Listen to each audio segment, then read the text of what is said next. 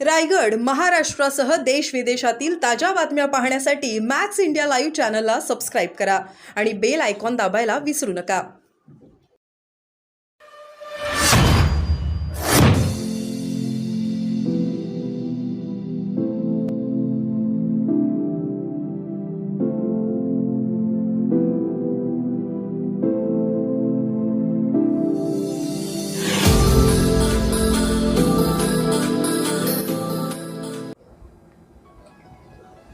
अब देखिए 3 दिन के अंदर प्रधानमंत्री 7 रैली का एड्रेस किया है.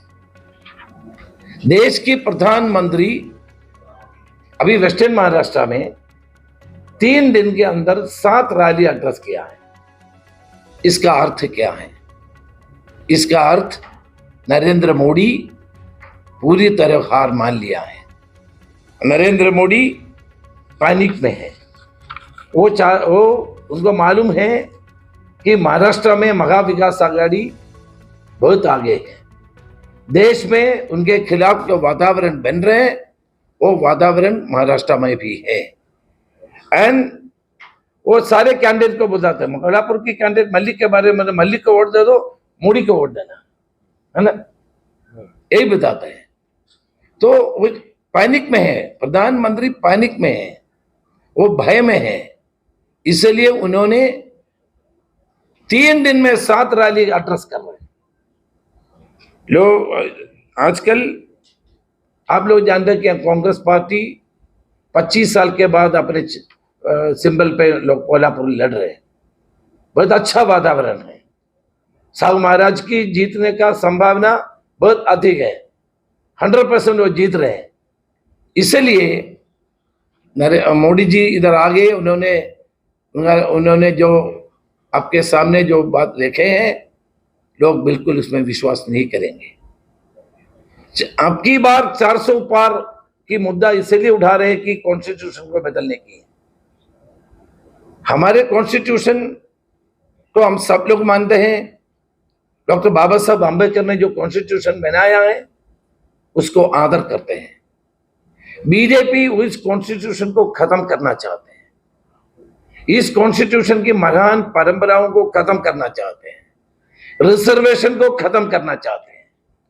आप लोग जानते हैं कि डॉक्टर बाबा साहब आंबेडकर को साहू महाराज ने पूरा सपोर्ट किया था.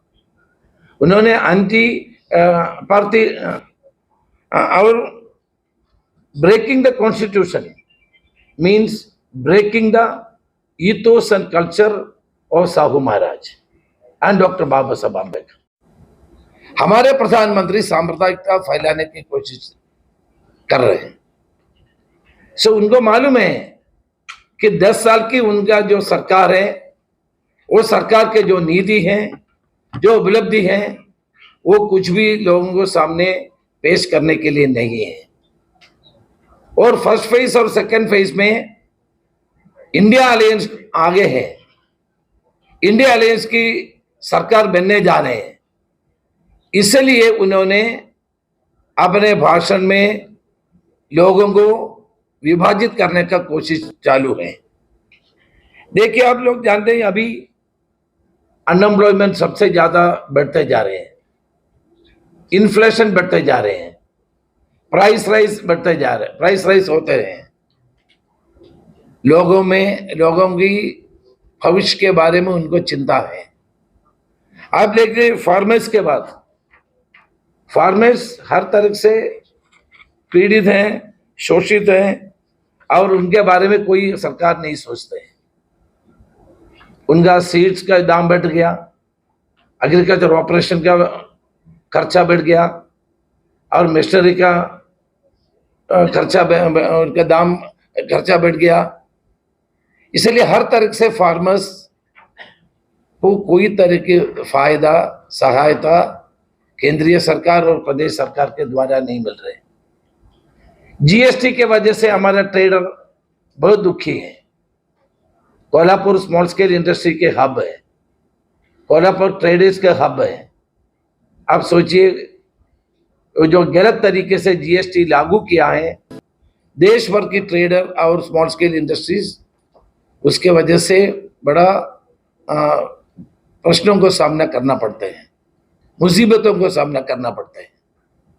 सो गलत जीएसटी के बारे में हमारे सरकार आते तो हम बिल्कुल सोचेगा। और कोल्हापुर में हमारे जो किसान हैं, किसान अपने बच्चों को आर्मी में ज्वाइन करवाना चाहते हैं। पश्चिम महाराष्ट्र में सबसे ज्यादा लोग आर्मी में, नौजवान आर्मी में शामिल होते हैं। लेकिन अग्निवीर, यह प्रधानमंत्री जो अग्निवीर की जो कदम उठाया है, इसके वजह से फार्मर दुखी हैं, हमारे नौजवान दुखी हैं। उनको फौज में शामिल करने का कोई अपेक्षा नहीं है आजकल, बिल्कुल दुखी हैं। अग्निवीर के वजह से हमारे देश के नौजवान बहुत दुखी हैं। किसी को भी फौज में शामिल करने का इच्छा नहीं है। हम वादा करते हैं कांग्रेस की इंडिया अलायंस की सरकार बनते तो अग्निवीर को हम वापस करेंगे और हमारे नौजवानों को पुराने समय में जो भर्ती की व्यवस्था था वो लागू करने का कोशिश हम लोग करेंगे।